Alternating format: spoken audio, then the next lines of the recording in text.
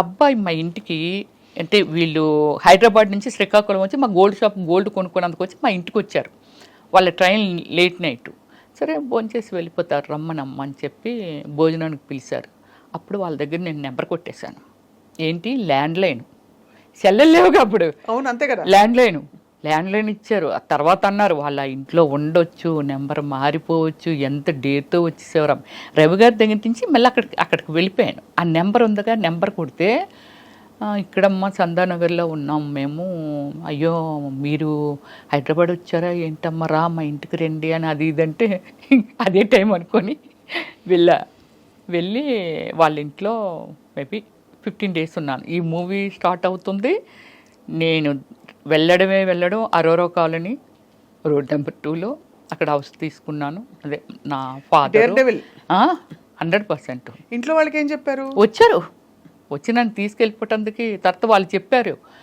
మరి నేను చెప్పాలిగా, అసలు నిజం చెప్పాలిగా. 15 days ఉన్నానుగా వాళ్ళ ఇంట్లో. అసలు విషయం చెప్పాను ఇలాగిలాగా అంటే, అమ్మ అదేంటమ్మా అంత పని చేసావు, మంచి ఫ్యామిలీ, అలా చెప్పకుండా రావచ్చా. వాళ్ళు చెప్పింది నాకు అసలు లోపలికి వెళ్ళట్లేదు. నాకు ఇదొక్కటే కనిపిస్తుంది. సో అది నెక్స్ట్ నేను మంచి స్పోర్ట్స్ ఉమెన్ని, కబడ్డీ, ఖోఖో, రన్నింగ్, మంచి ప్రైజెస్ కూడా వచ్చాయి. బందర్ వరకు వచ్చాను నేను. ఇకపైన ఇక్కడికి రాలేదు, కానీ మళ్ళీ చెన్నై వెళ్ళాను, ఇట్రాలా. సో అలాగే ఏమిటంటే వాళ్ళ ఇంటి దగ్గర నుంచి మా పేరెంట్స్కి వాళ్ళు ఫోన్ చేశారు. చేస్తే మా ఫాదరు బ్రదర్ వచ్చి చాలా సీరియస్ అయ్యారు. ఏం చేశారు, మీకు చెప్పకుండానే వచ్చేసాను, మీరు తీసుకెళ్ళా మరలా వచ్చేస్తాను. ఇదే నా ఆన్సర్, ఇదే ఉంది వాళ్ళ దగ్గర. వాళ్ళు ఏం చెప్పినా ఏం చేసినా. అప్పటికి మీరు మేజరే కదా? అప్పుడెక్కడ మేజర్, అప్పుడే 16 నా ఏజ్. అప్పటికి 16 బాగా బొద్దుగా ఉండేది. అప్పట్లో హీరోయిన్లు అందరూ కొంచెం మెయిన్ క్యారెక్టర్స్ వాళ్ళు కూడా యంగ్గా ఉండేవారు, లావుగా ఉండేదాన్ని.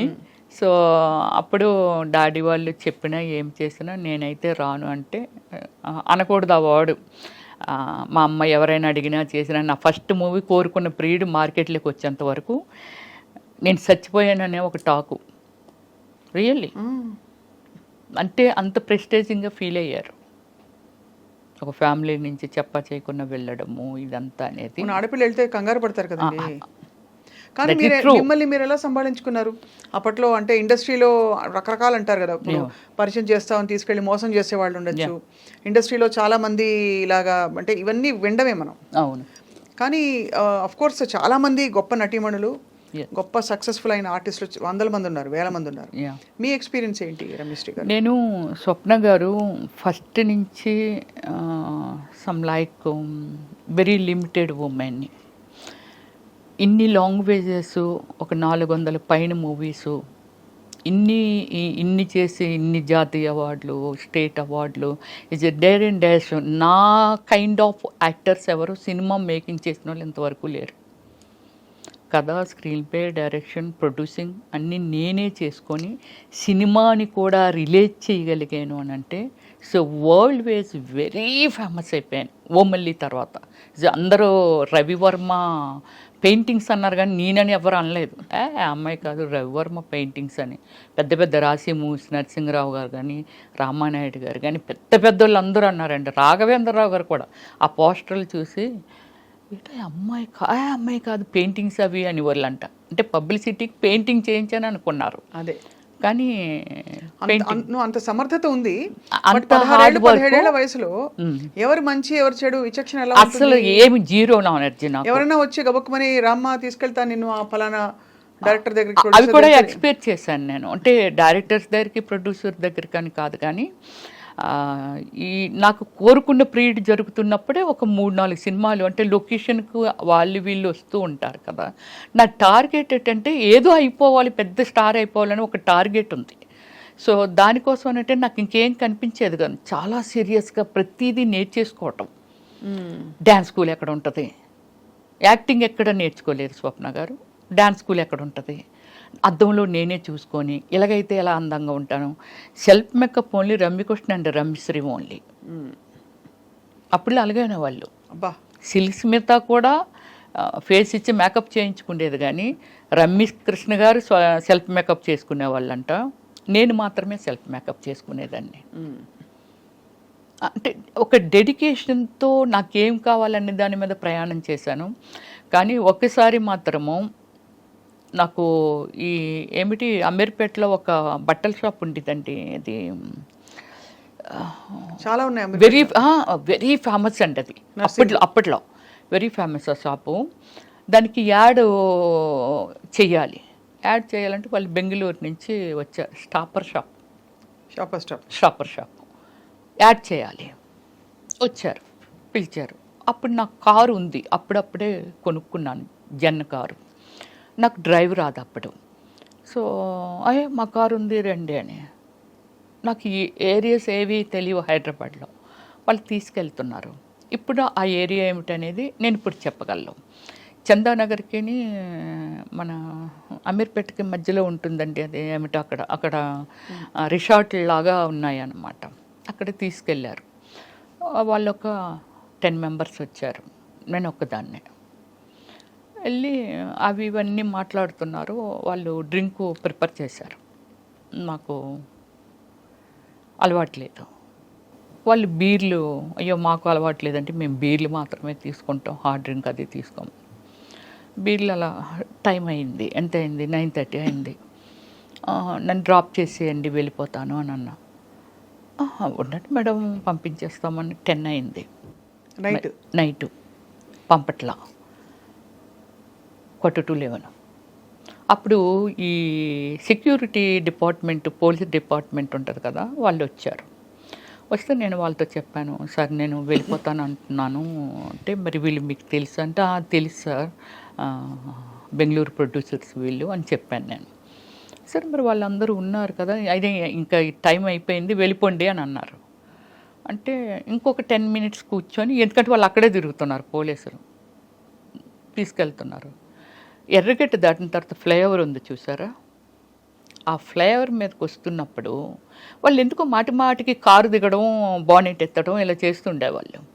సో ఏంటి వీళ్ళు ఎలా దిగుతున్నారు, ఇన్నిసార్లు దిగుతున్నారు, కారు రిపేర్ అయితే ఆగిపోద్ది కదా అనిపించేది నాకు. అక్కడికి వచ్చిన తర్వాత ఏమైందంటే, నన్ను అంటే ముందున ఒక ఆయన కూర్చున్నాడు, నా పక్కన 2 కూర్చున్నారు, వేరే కారులో వెనకాల వస్తున్నారు. ముందుని ఒక కారు 10 మంది వాళ్ళు. సో కారు నా పక్కన కూర్చున్న ఆయన కొంచెం వల్గర్గా బిహేవ్ చేయడం మొదలుపెట్టాడు. అమ్మ బాబాయ్, వెనకన కూర్చొని. నేను ఎప్పుడు అబ్జర్వ్ చేశానంటే, బానెట్ ఎత్తి కారులో ఏదో వాటర్ పోసి పక్క కొంపేశాడు ఆ నీళ్ళు. రమ్య గారు, నాకు పేరు రామానాయుడు గారే పెట్టారు. రమ్యకృష్ణ, రవలి, రంభ వీళ్ళందరూ సక్సెస్ఫుల్ ఉమెన్స్ ఫిల్మ్ ఫీల్డ్లో. అందుకని 6 లెటర్ వచ్చేలాగా రమ్య అంటే మరి బోడుగా ఉంది. రమ్యకృష్ణ కూడా రమ్య అని అంటాము మేమందరమేని. ఏదైనా తోక తగిలిస్తే బాగుంటుందేమో అని చూచుకొని చెప్పి శ్రీ పెట్టారు పక్కన రామానాయుడు గారు నాకు అప్పుడు. సో వెళ్ళి వీడు చాలా వల్గర్గా బిహేవ్ చేస్తున్నాడు, చాలా చాలా చాలా ఓవర్ అయిపోతుంది అది. అప్పుడు నేను ఏం చేశానంటే, నా సైడ్ డోర్ ఉంటుంది కదా, ఆ డోరు ఇలాగ ఓపెన్ చేసేటప్పటికి ఓపెన్ అయిపోతే ఈ కాలు ఇలాగ అడ్డు పెట్టి కిందకు దూకేటందుకే. మీరా? నేనే. వీడు నన్ను అసలు వదలట్లేదు, వీడు లాగించేస్తున్నాడు. ఈ కాలు అలాగే వెళ్తుందండి, కాలు చాలా వరకు అరిగిపోద్దా అని అనుకున్నాను. ఆ రోజు లక్కీగా ఏంటంటే షూ వేసుకున్నానంటే, నేను ఇలా తోసుకెళ్తుంది కాలు. ఎదురుగా సెకండ్ షో మూవీ వదిలితే ఫాదరు ఆ అబ్బాయి, అంటే చాలామంది వెళ్తున్నారు వస్తున్నారేమో, ఈ రూట్ గుండా వస్తూ ఉంటే అప్పుడు నా కాలు డోర్ ఓపెన్ అయ్యి కదా ఉంది, ఇటువైపు వస్తున్నారు వాళ్ళు, డోర్ ఓపెన్ అయ్యి ఉంది. ఎప్పుడైతే ఓపెన్ అయ్యి ఉండి నా కాలు ఉందో, ఆ పెద్ద ఆయన ఉన్నారు కదా, అమ్మ ఇది ఏదో ఏంటి ఆ కాలు డోర్ డోర్ ఓపెన్ అయిపోయింది, కాపాడండి అంటున్నాను నేను. అండ్ మీ పక్కన వాడు ఇబ్బంది పెడుతున్నాడు, ఇబ్బంది పెడుతున్నాడు.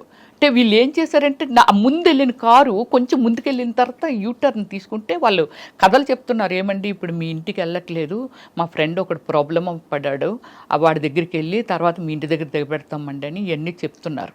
మీకు తెలిసిపోతుంది? నాకు అర్థమైపోతుంది వాళ్ళు మాట్లాడుతున్న మాటలు. కారు అంటాడు, నీళ్ళేం పక్క నుంచి బానెట్ ఎత్తే గ్యాప్ ఉంటుంది కదండి, ఆ గ్యాప్లోంచి కనబడుతుంది, పక్కనే వేసేసాడు, బానెట్లో వేసాను, హీట్ ఎక్కిపోయింది అంటాడు, ఏదో చెప్పేస్తున్నారు. నాకు భయమేసి అలా చేస్తే మీరు నమ్మరండి, గాడ్ లాగే ఆ అబ్బాయి ఆయన వాళ్ళ వెనకాతలు ఇంకోళ్ళు ఎవరో వస్తున్నారు. వీళ్ళు ఎప్పుడైతే కారు ముందుకు వచ్చి ఇలాగ ఆపారో వెనకాల వచ్చిన వాళ్ళు కూడా పక్కన ఇలాగ ఆపారు. కారు స్పీడ్గా వచ్చి ఆపితే ముందు అమ్మాయిని దింపండి అని అంటే ఎవరమ్మా వాళ్ళు అన్నారు. సరే ఇలాగ నాకు ఒక యాడ్ ఇప్పిస్తామని చెప్పి నన్ను తీసుకొచ్చారండి. చాలా రోజులు నాతో ఫోన్లో మాట్లాడారు ఆ పెద్ద ఆయన. సో ఇది అప్పుడు నన్ను కిందకి దించి మొత్తం బాడీ ఎంత ఉడికిపోయి బాడీ అంత స్వెట్టింగ్ వచ్చేస్తుంది అనమాట. అప్పుడు ఆయన దగ్గరుండి బండి మీద అబ్బాయినేమో నువ్వు ఇలాగ వెళ్ళిపో అమ్మ, నేను దగ్గర పెట్టి వచ్చేస్తాను ఆమెని అని చెప్పి నన్ను మా ఇంటి వరకు అరోరా కాలనీలో ఉండేదాన్ని నేను. చిన్నవారు అప్పుడు చాలా మీరు ఏది చిన్నదాన్ని అన్నారు. అందము చందము లేని రోడ్డు అంటే పోయిన పిల్లలు ఎవరిని వదలట్లేదమ్మా. ఇంత అందం ఉంది, ఇంత ఉంది, ఎవడు ఏది చెప్తాలని నమ్మేసి వచ్చేస్తావా? దేవుడు పంపినట్టుగా మేము ఏదో వస్తున్నాం కాబట్టి సరిపోయింది, లేకపోతే నీ లైఫ్ ఏంటమ్మా? తప్పు కదా, అలాగే ఎవరైనా రమ్మంటే అలాగే వెళ్ళిపోవచ్చు. That is first and last. అంతే, మీకు అలాంటి ఎక్స్పీరియన్స్ అంతే. చాలా ఇది వింటేనే అసలు నాకు టెన్షన్ వచ్చేస్తుంది. మీరు నమ్మరు,